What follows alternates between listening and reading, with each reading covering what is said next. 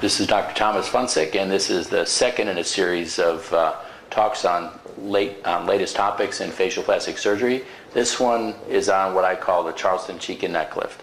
The Charleston cheek and neck lift is a term that I use to describe the way I perform, after almost 20 years of performing facelifts, the way I perform a lift in most of my patients. Might seem like the world doesn't need yet another lift.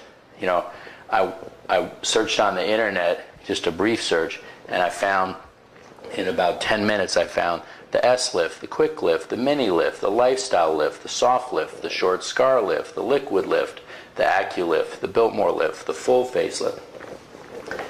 Even though it seems like there's a plethora of other lifts around, what I'm going to try to do in this talk today is to give you an idea of what most of those lifts involve and what the Charleston cheek and neck lifts involves. In terms of semantics, the term lift is meaningful. In other words, in any kind of lift, what you're doing is you're taking sagging tissue in some part of the face and neck and lifting it. In spite of the terms liquid facelift, there are times when the only thing that's going to help sagging tissue is surgery, some sort of a lift. Now, once you get past the term lift, those other modifiers really they're not clear, they're not accurate, they don't mean anything. Mostly they're just invented to try to make it sound more palatable. You know, in the colloquial sense, when you say facelift or full facelift to a layperson, a lot of times that conjures up the image of somebody from Hollywood who had everything done: forehead lift, upper and lower eyelids, facelift, massive lip augmentation. You know, somebody who used to look good in Hollywood that looks fake now. Lately, in the news, there's been this huge proliferation of the lifestyle lift. If you try to describe that literally, I'm not sure that any one of these lifts really changes your lifestyle. The emphasis there, that the lifestyle lift is nothing new. It's just a way of marketing it. The biggest reason why eligible patients who otherwise really qualify for a good lift don't have it is because they're concerned about downtime. And there's this implication that there's something special to the lifestyle lift that somehow makes for a shorter recovery or a quicker surgery. A short trip to the blogosphere will kind of dispel that myth. So let me try to take the veil of mystery off of the various facelifts that are out there. A modern era facelift, what it involves is typically a reduction of some of the fat in the neck and then a tightening along the cheek and jawline. In the old days, in Phyllis Diller's day, that was achieved by pulling on the skin. But we figured out that skin is a covering structure, it's not a supportive structure. And just like with breast implants, pregnancy, tissue expansion, the skin can just stretch. And that's why the idea of Phyllis Diller or Liz Taylor having a facelift every year came about. It was actually a dentist who discovered a part of our body, a part of our face called the SMAS, the subcutaneous musculo-aponeurotic system. Crazy as that sounds, it's really kind of simple.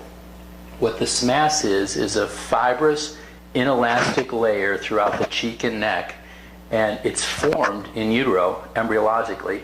It's formed in utero in concert with all of the muscles that move the face.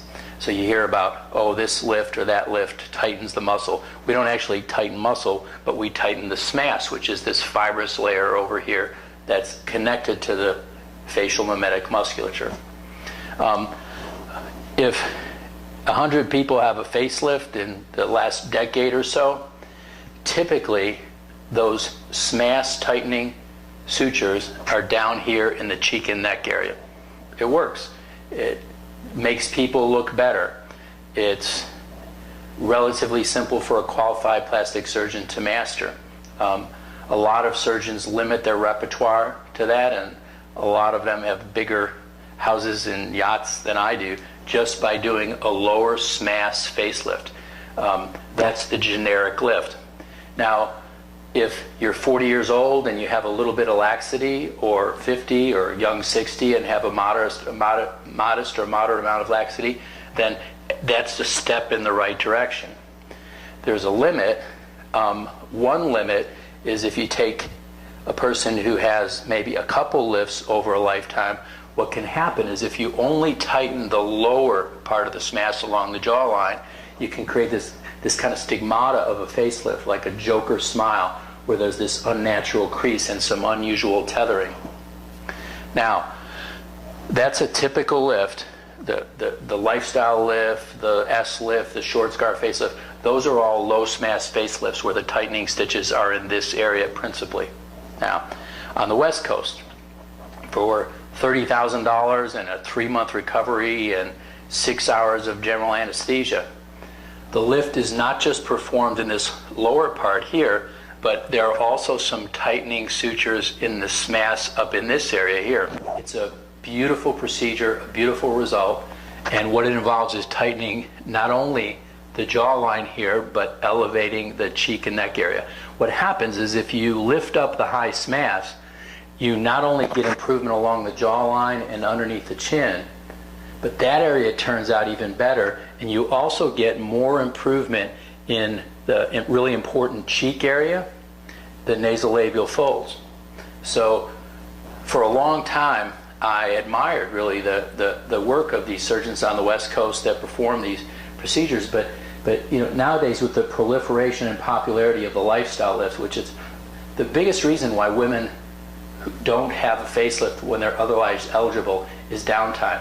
And that high SMAS facelift not only involves more surgery time, it involves considerably more downtime. And in that procedure, the surgery is actually carried down underneath the SMAS, that protective layer, down in the area where the nerve is that moves the face. And it does put the nerve at a slight amount of jeopardy. You know, it's an elective procedure, and having one patient with a little facial weakness for a month or two after the procedure doesn't sound that bad unless it's your patient or unless you're that patient.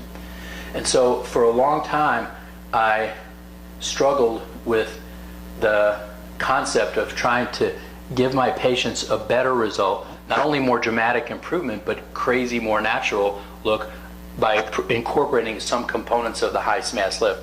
So what I came up with is what I call the Charleston cheek and neck lift. It's Charleston because I'm from Charleston. Cheek and neck lift, to me, that's a lot more descriptive to my patients than the S lift or the quick lift or the mini lift.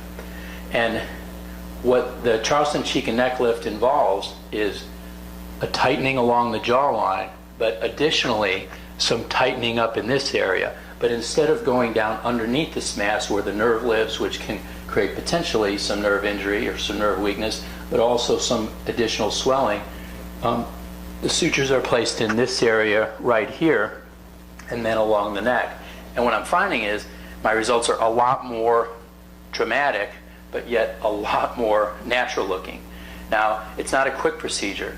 If I had to, I can do a short, flat, or I can do a low SMAS facelift in about an hour. I've never rushed as a surgeon, but I've been doing this for 20 years, and speed comes with proficiency and experience. But when I do a high SMAS lift, or my version of the high SMAS lift, which is the Charleston cheek and neck lift, it takes me an extra 45 minutes. It's a little under a 2-hour procedure. The patient doesn't know the difference because it's performed under IV sedation.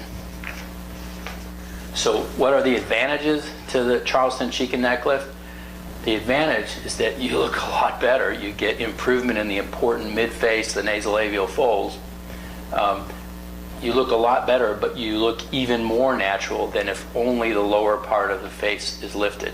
It's subtle, but if you're artistic or if you're discriminating, you know, a decorator or an artist or something like that, you can see the difference, and you'll see in some of the pictures of the patients I've shown what a big difference it makes to elevate that area there. Let's address the issue of recovery time.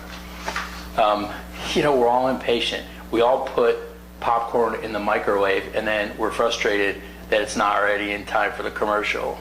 And you know, from the time we're children, humans are inherently impatient. And so everybody wants to know in today's busy society, how long is it going to take me to recover? The lifestyle lift commercials imply that it's a 1-week recovery. And I can show you pictures of patients that 1 week after any kind of lift, Charleston cheek and neck or otherwise, look fantastic. And if they have hair coming down like this, they've been out socially. That's not the norm, even with the lifestyle lift. Typically, when people work a 9-to-5 job, I request that they allow 2 weeks for recovery. Now, if I say that to 10 people, 3 of them are sneaking out the second week, but 1 of them is still looking kind of goofy, you know, a little bit swollen, a little bit asymmetrical, maybe occasionally some persistent bruising. Just like recovery from delivering a child varies, recovery from surgery varies. It's not something that patients like to hear because they want guarantees and they want assurances, but it's the truth.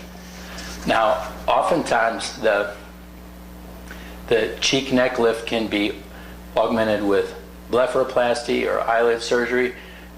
Many times there's some volume loss or shrinkage that occurs in addition to the sagging, and that can be treated with Sculptra injections or fat grafting. With any lift, what happens is when you elevate the tissues, you find that you have redundant skin both in front of the ear and behind the ear. There's a million different ways to try to conceal those incisions. Good surgeons get a lot of A's on scars, A pluses, but sometimes we all get something less than an A. But those incisions can be cleverly hidden along the hairline, the natural creases of the ear, the crease behind the ear, and then depending upon how much laxity is present in the neck, it can either be hidden in a short scar extending into the hairline here, allowing the patient to wear their hair up early.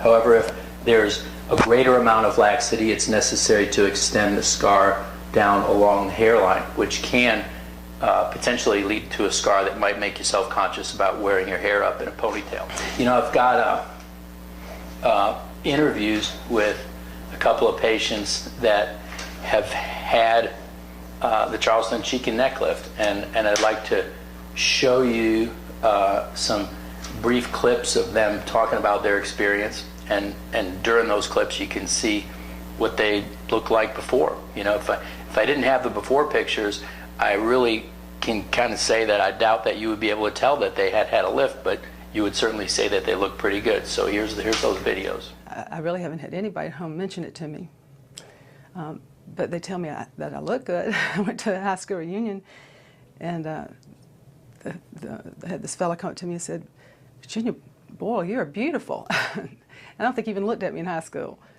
My name is Eleanor Trammell, and I'm 62 years old. Will be 63 in December. How it would be, but it was just a delightful experience with Dr. Funcik. I'd do it again in a minute. I would say that my facelift experience was worth what I paid. It was worth any little discomfort I had. I went from not being happy with my looks at all to being totally proud of the way I look. I'd like now to show a series of before and after, men, women, various ages. Now, these patients all had lifts. Some of them had eyelid surgery as well. But the point I'm trying to illustrate by showing you these pictures is that in the after pictures, nobody would know that they had any surgery. They just look younger, and I think that they look really completely natural. So I hope you enjoy them.